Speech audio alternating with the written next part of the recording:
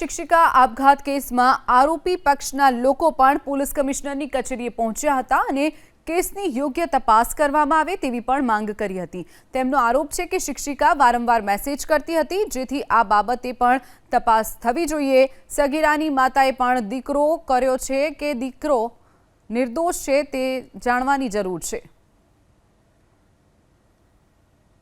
મારા છોકરાના મારા પતિને ખોટી રીતે ફસાવવામાં આવ્યો છે। અમે કંઈ જાણતા નથી અને આનું બહુ થયું હોય તો મને સાચો ઇન્સાફ જોઈએ અને એ છોકરીને શું કર્યું એના પપ્પાએ શું થયું અમને કોઈ ખબર નથી, એમાં અમે કોઈ જાણતા નથી, પણ મને સાચો ઇન્સાફ અલાવો મારો છોકરાને અને એના પપ્પાને।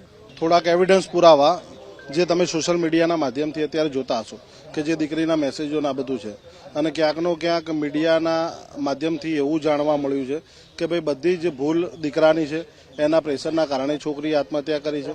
અમને પણ દુઃખ છે દીકરી એક્સપાયર થઈ એની, પણ પોલીસ સાહેબ કમિશનર સાહેબ શ્રીને રજૂઆત એ કરવા આવ્યા છે કે આની સચોટ અને સાચી તપાસ થાય। આમાં કોઈ પણ સમાજને ટાર્ગેટ બનાવવામાં ના આવે। છોકરી જે આપઘાત કર્યું છે તે કોઈ પણ સમાજની દીકરી હોય, એનું દુઃખ દરેકને હોય, પણ આમાં કોઈ ખોટો નિર્દોષ માણસ ભોગ ન બને તેની અમારી સીપી સાહેબને આજે નમ્ર વિનંતી છે। આજે ટોટલ સુરત શહેર રબારી સમાજ સીપી સાહેબને આવેદનપત્ર આપવા આવ્યો છે અને આમાં સાચું શું અને ખોટું શું તેની યોગ્ય કાર્યવાહી થાય તેવી મારી નમ્ર વિનંતી છે।